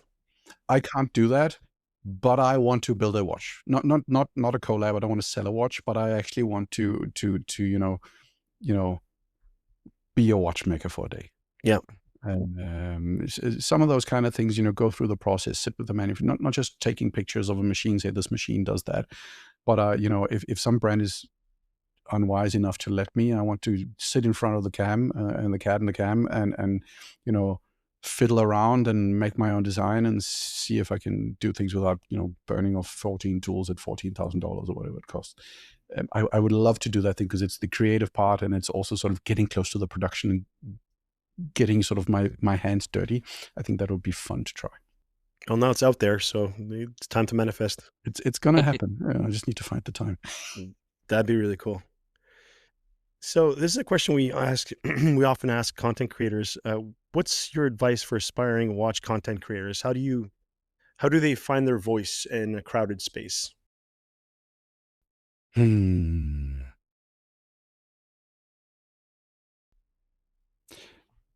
Well, I've used my principles, I suppose. I believe truly that if in anything, try to add something new or different. That should be your goal. Then you can work on making it good. But doing what everybody else is doing is going to get you nowhere. It's not the most dense community. I take my cues not from so much from watch the watch space. I watch a lot of tech videos. I watch a lot of auto videos. I watch, you know, economics videos. I try to see what they're doing because they're bigger, they're more established. So there's actually more creativity there than there is in the watch space. Don't copy Britt Pierce or me or Adrian Barker or Nico Leonard or whatever. Go look what other communities are doing and then add your personal flavor, your personal spin to it. And then figure out whether or not that personal spin flies. There's 8 billion people on the planet. You'd be surprised. But the originality, trying to add something to the conversation rather than replicating somebody else's conversation, I think that's the key. You know what? That's awesome advice. That's awesome advice.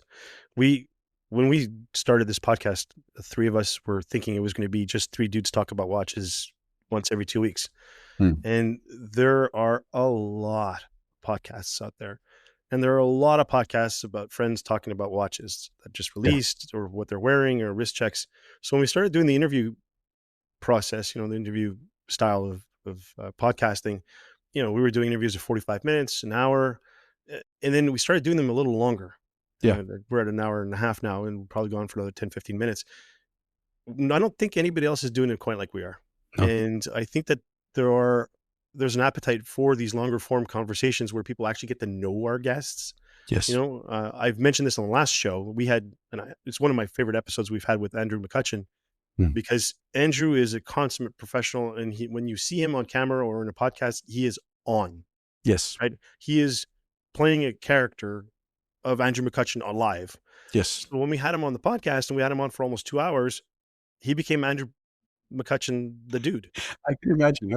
They talked about guitars. We talked about music. We talked about, and it was great. And we had a lot of comments from people saying, that it was nice to finally meet Andrew McCutcheon, even though we've seen thousands of hours of him online.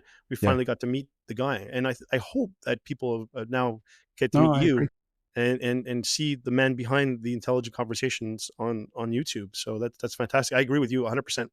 Find your voice, find your thing. It took us a little while to get there, and we're hopefully somewhat there now.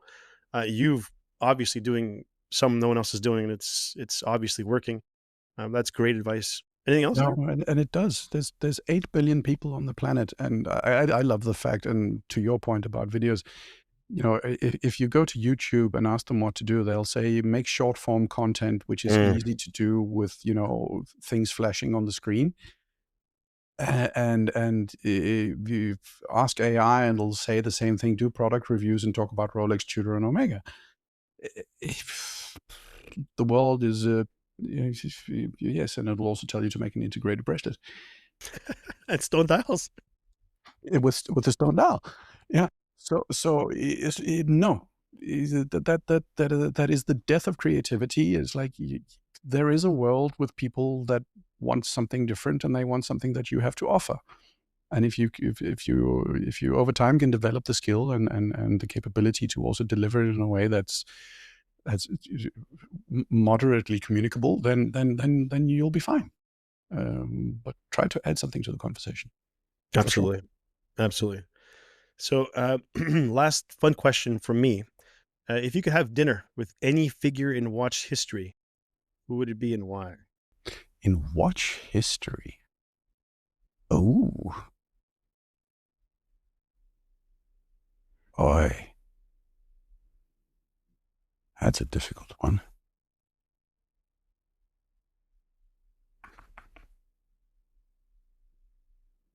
He's still alive, but Roger Smith.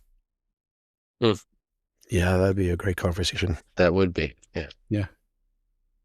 Yeah, I think so. There's an integrity to what he has done and a focus that he has held on to. Philippe Dufour might also be on that list. He's pretty crazy old watch dude in a barn with somebody milking cows outside. Essentially, it's as close as you can get, right? But that's in both cases a dedication to the craft and a uncompromising love for those little things, and none of the sort of show of FP Jean and the Jacob and Go people. It's just love of watches. That's the person I want to meet. You know what? I'd watch that video. You going over there, do the factory tour, and then you sitting at the bench with Roger Smith over your shoulder, Yeah. building something. I would watch the crap out of that. Yeah. Let's make it happen. Roger, if you're listening, maybe I'll Yeah. meet you at British Watchmakers Day or something. We'll see. Yeah, that's coming up too. Yeah. So But that's, those are the ones, definitely. very cool. Well, now we asked our listeners also if they had questions for you. We received a few, so we'll jump to those here as we finish up. So this is from Matt Jr. _1971 on Instagram. I'd be interested in Mike's take on the current state of the industry. Omega is falling like a star on the Morgan Stanley report, but more commentary on what the top 10 represents. Well, again, I've got a video coming, but we will shed light on this beforehand. So I think the prevailing logic, I spoke about it on the Longines thing, but the prevailing logic is everybody has to go up market to kind of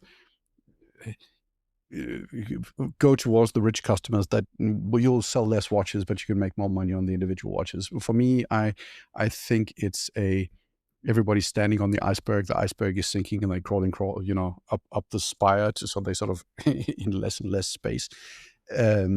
So I think what you're seeing is everybody's kind of chasing this thing, and everybody's congregating around this sort of, let's aim for this rich buyer.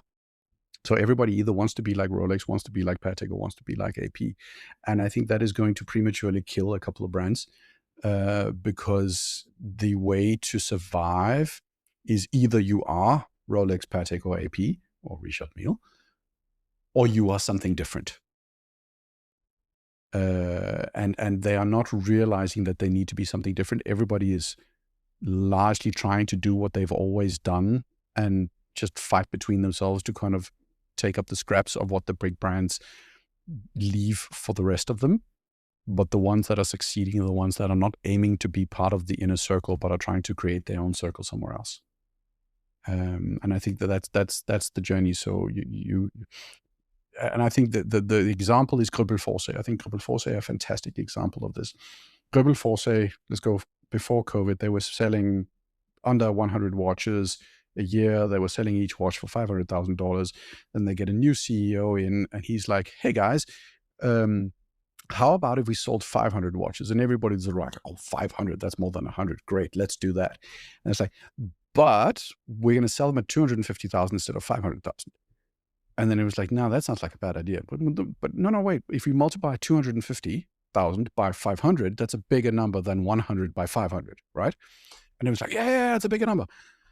And then they start chasing this, and they build a big old factory, and they start to in-house everything in this chase for volume. And 500 is still small volumes, but for a brand like them, 500 is a lot, right? Going from 100 to 500. And to become more, essentially in sort of an absurd way, more accessible. It's like, why?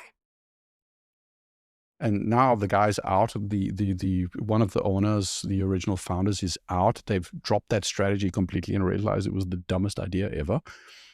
And it's like, what should they have done? They should have stuck to the guns. It's like, make 100 really, really well-made watches, just like Philippe Dufour, who makes 25 or however many. Just stick with what you're good at. Don't have these modern capitalists, I'm going to make billions and sell 10,000 watches. No, make 100 good watches.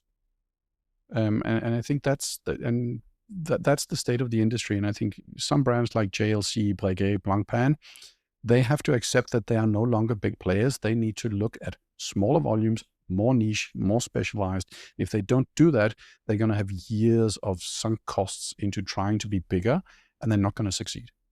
Yeah. They're not going to go out of business, but they're not going to succeed. They're going to lose money, and then they're going to get offloaded, and then they have to learn to survive at a smaller level. Because they can't. JLC cannot sustain 75,000 watches a year with the brand that they have. Breguet cannot succeed at 18,000 or 20,000 or however many there are. They can survive at 10, but they make 10,000 really good watches. That's what they need to realize. You said unloading. This has nothing to do with the questions we have here. It's just that you mentioned something there, and we saw Baume & Mercier being unloaded recently. Do you foresee others? You mentioned JLC there. I've heard rumors of Zenith as well. Yeah, I've read the rumors as well for Zenith. I think the question is who's going to buy them and who has the money. So obviously Damiani Group, who I'd never heard of, have bought Barmessier. The price, I think, if you could technically, I suppose, offload Zenith. They make like 8,000 watches. There's this conversation about whether or not they could become a movement manufacturer more so than or they could add a second leg to their business, which is movement manufacture for others, rather than just being a pure play sort of consumer brand. I think that's was one of the reasons why it was purchased in the first place, because Tag Heuer started using the El Primero for a little while, and I Yeah, think that was originally the vision with Zenith, and then it yeah. didn't. But it didn't have, I mean, it hasn't really turned into reality, and they haven't figured out that. And again, I don't necessarily think that. So the problem is who has the money? JLC. Then there's the whole conversation about the current CEO guy trying to do a managed buyout and sort of find the funds to take it private. I suppose that could happen. There's no doubt that LVMH and Richemont, Swatch, my understanding is Hayek doesn't want to sell anything because he's on principle doesn't want to. But the others are brutal and they do not want stuff that doesn't make money. And they've found out that making watches is infinitely harder than luxury goods. What you're saying, there are more parts in a watch than there is in a purse? Apparently, I mean, who knew? This is news to me. You can't make a watch in Bangladesh, in a sweatshop in Bangladesh. Well, you can, but not a particularly good one. You can also discuss whether or not you can make good leather goods in Bangladesh, but some of them can be. That's my wife's center of interest. But yeah, so I think the question is who has the money, and I'm not sure there's a lot of money bouncing around. I also read, I think it was in the Financial Times or it was in the New York Times, that Breitling is also sort of being slashed in terms of their valuation. So Yeah, their valuation cut down in half.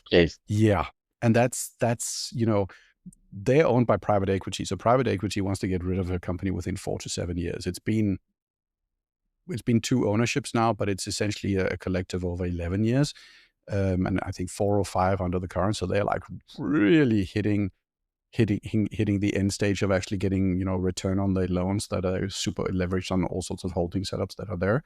There's no IPO happening anytime soon. Nobody Oh, they has said that. IPO 27, 28 is, I think, Yeah. was their goal. It could happen.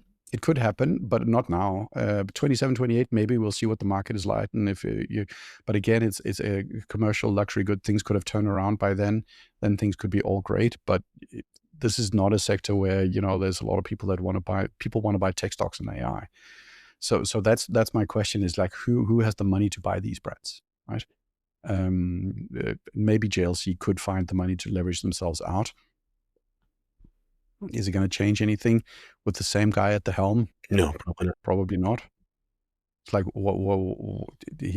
I mean, people say he's done a lot of good stuff. I still see him as a CFO. He's been a CFO all his life, and he runs the business like a CFO. And there's no surprise that he's come up with an idea of a managed buyout, which means, okay, he understands the economics of it, but does he know anything about brand positioning and finding the right spot for JLC? No. It's so unfortunate. Yeah. And JLC is specifically JLC. They've I don't know. Maybe it's just the management team, but they got into their heads that they can be, the fourth leg of the Holy Trinity. It's like, no, you cannot. I know you wanted to raise your prices. I know you got your Le Caponier and whatever the hell they called it, deux maîtres and stuff like that.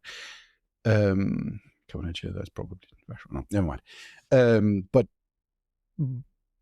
But they don't have that level. No matter how much people, they can't be at that range, and they priced themselves out, and now they're fighting to hold on to customers, and they're just not desirable enough, and they had a niche, and they hurt squandered themselves. it. Yeah, exactly. They did. Yeah. Absolutely. They were best when everybody said they were good value. Yep. And making things that no one else was making. Yes, because that's where they fit. They were in a niche of good value, but not your generic sports watches and whatever. Now they're just really expensive, not as good Pateks. Wow, that's that's not a personal opinion. No. I would agree with that. Yeah, because most consumers are going to like, what am I going to buy as my first watch, my Patek or a JLC? I'm going to buy Patek. But if I'm in that kind of price range, like save 10,000 and buy a JLC, why would I do that? Yeah, if you're in that category in the first place, might as If well I've go got all in. $40,000 for my first watch, I'm not spending it on a JLC. I'm just Yeah, not. agreed. Agreed. All right, back to the questions from our listeners. That was a great segue, but I apologize for side railing us for a second there. There's something that was on my mind. This one is from at underscore the underscore Pabs on Instagram. I wonder sometimes how people get their names. They probably want the Pabs, but somebody else has got it, so they put some underscores in there. Um, anyways, how does a career in consulting inform your watch reviews? Um, uh, Situation, complication, question. If you've worked in consulting, you learn many things, but you learn to structure your argument around situation, complication, question. So what's going on? What's the thing that's making things difficult, and what are you trying to answer? So it's not so much the watch reviews, but it's more the sort of the business analysis piece. I mean, pretty much all my videos are structured around like the way I would do a slide deck. So, I have my intro, and then I have, these are the things I want to go through. This is the key thesis, and these are the supporting arguments, and this is my conclusion. It's kind of dull, but it works, because it's something consultants do really, really well. And a lot of people don't like consultants, but when they walk into a boardroom, they can, better than most specialists and most people in it, they can actually explain to people what's going on, and what needs to be fixed, and they can present it in a way that's understandable. Yeah, a lot of Um, times companies they require someone else outside with the 50,000-foot view that are not yes, as close as they are to their little minutia yeah. to, give them the proper advice. Yeah, so that's it. And the other thing then, mutually exclusive and collectively exhaustive. So when you do your categories of, you have your groupings, it's like, can you explain things in a quadrant or in ways that makes logical sense? Those are things that I often use, in my videos. Very good. I'm pretty sure he's going to like that answer. So this last question is from our friends at Heron Watches. I don't know if you're familiar with that brand. They're based out of Montreal. They make some dive watches, a couple of dressier models. They're friends of ours. We've worked with them not frequently, but a few times.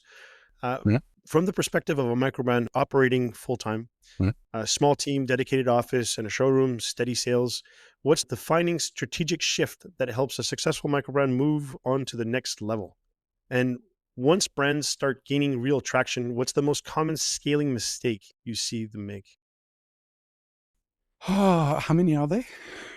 And what's their volume? Do you know? I think that they're probably in the hundreds of sales, 100 pieces a year, maybe a little more. I think they're like Three two or main three. guys. Yeah, Yeah. 2 or 3 guys. Yeah. Um, so, and what do they do? Again, I don't know them. Do they build everything themselves? They Yeah, source and make? their first offerings was like a vintage inspired dive watch at a very reasonable price with scratchers and coated steel, Mhm. Miyota 9 series movements, Yeah, fairly affordable. It's a little bit generic, a little bit, but there's enough spiciness in there to make them a little different. And the marketing for the first watch was phenomenal. yeah. So, I think there's a couple of things that I would say. Number one, on the commercial, the sort of revenue side, have you planned out beyond your initial first one or two successes? Are you thinking in Gen 2, Gen 3, Gen 4, Gen 5? You need to not just be thinking of, what's coming out tomorrow. You need to have a long-term plan. I actually watched the guy, that was actually an Andrew McCutcheon video with the guy from Ming, and he said the exact same thing.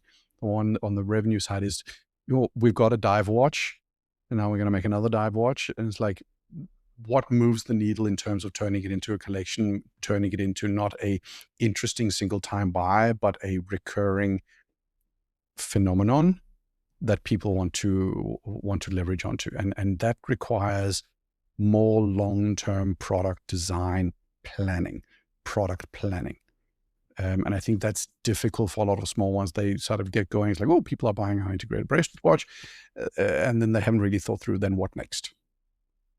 So I think that's one strategically important thing. Get down and start thinking about, okay, when are we doing this? When are we doing this? When are we doing this on sort of product development, sort of feature side?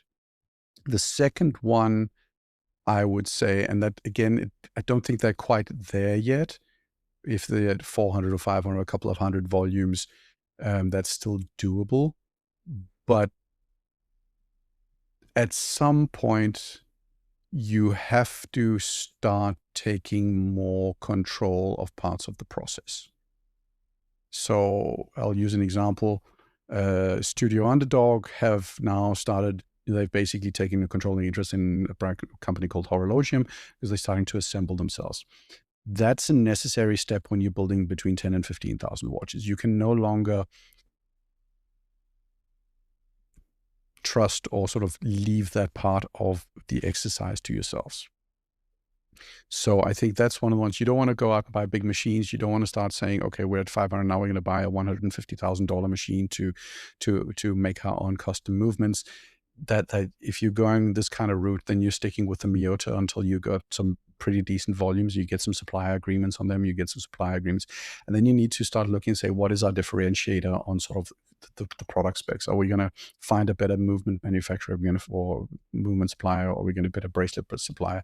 So you sort of look at that product roadmap. So what are you aiming for price point wise, and what are you trying to offer in that price point? I think a lot just kind of, well, let's buy more. But when have you got that step? And then that step is typically around the assembly. The next one is around customization, and not go. And that's also because that's when you're going to get into the CapEx discussion. So how much money do you really need to, build a bigger factory or build a bigger building or move in a building? And then I think stay small, not in the sense that, if you want to grow, you grow, but don't start investing in big, sexy buildings and expensive branding. Everything needs to be going into a great product. You need to have real control of your supply chain and what you do yourselves, and figure out when it makes sense to take it in-house. And then I think the third one, customer service. Because once you get over, I'm going to say 1,000, the first 100 or 200 people, they are super, super forgiving of your flaws. They're like, okay, your brand, I'm going to support you. It's okay. It's starter things. I'll live with a few niggles. Once you get above 1,000, 1,500, if you're not delivering something good enough, you are going to get Reddit complaints and Trustpilot complaints, or whatever the hell you call it, about the play on the bezel. Customer service is going to be hugely important once you get even moderately sized volumes. And if you get that wrong, then you can pretty much kill all vibe, because initially you are living through hype, you are living through conversation in the local community or the local little people who go to your stores or go to watch meets or online, if you've become popular online, and they will spread like wildfire if people are unhappy with what you're delivering. So those are the three things, I think. Yeah, after sales service, customer service, very important. Yeah. So I think Andrew Betchen said exactly the same thing to us, Mark, when he was talking about what brands does he want to have in his various showrooms around the world. Yeah. And he said they're brands that differentiate themselves, but they're also brands who've taken that next step. And one of those next steps is a really robust customer service. So yes. Yeah. And then cool. you see that links, because okay, so I've got a new product coming, I've got my plan, but I also know in my next product, I've got, before I had 5% dial defects, I've got 1% dial, or 0.1, whatever Six Sigma number you're aiming for. And then for the 0.1% that have dial defects, every single customer, because it's going to be 3, those 3 customers get an absolutely brilliant experience. Yeah. Then you're going, and then the next time it's the bracelet, and the next time it's whatever. And you just, not necessarily raising cost, but making sure you're getting better value. Because the thing is, when you're getting to those volumes, you can call those Chinese manufacturers and say, I'm building more. I need tighter specs. I don't want the standard product. I want this teeny tiny change, because this will make it better. Yeah. And taking care of those 3 people who are disgruntled can make or break your company. I agree. How you deal with adversity, how you deal with a problem can launch you. I give you, this is a stupid example, and we're not at the end of the show, so I'm just going to say it anyways. I worked at an outside cold storage facility. I was the customer service director there, and we had a big meat supplier in Canada that we did not have as a customer Mm. reach out to us over a holiday weekend saying they're trying to deliver to Costco and Costco's refusing the delivery. We need to sit on the product until the following Tuesday because Monday was off. So I said, can we bring it to your facility? You hold it and we'll pay you to make the delivery, right? Yeah. So company came, we said, yes, we'll do that for you. We took the product into storage, and the guy on the forklift, instead of putting it in the cooler at cooler temperature for meat, he put it in the freezer. So come Tuesday, this fresh pork tenderloin is no longer worth as much as it was worth before because it's rock solid. Yes. And of course, now we had nothing to deliver to Costco. So as a customer service, trying to make up for the mistake, we had product flown from Winnipeg to the Costco stores directly instead of bringing it to the distribution center to make up for the problem. That cost us a small fortune, but you know what? It landed us the customer afterwards. Yeah, that's what you need to. So you have to go above and beyond when there's a problem. How you deal with it, it means everything to the customers. And then that reputation afterwards as problem solvers, as people who want to work with their customers, and you care about the after sales, not just about the sale. That's huge, immensely. Yeah, agree. Wow. On that note, thanks so much for your honesty here this morning, Mike. Not that we expected anything less today from you, but also thanks for your generous offering of time, because I can see by the clock on the wall that we're almost at the 2-hour mark here. So thanks so much for that. And you know what? Thanks to everyone out there who's listening. The Time to Calibrate podcast is released every 2 weeks and can be found wherever you listen to podcasts. If you would like to contact us, we are at Time to Calibrate on Instagram, and you can always email us at timetocalibrate@gmail.com. We'll see you here on the next one. T2C out.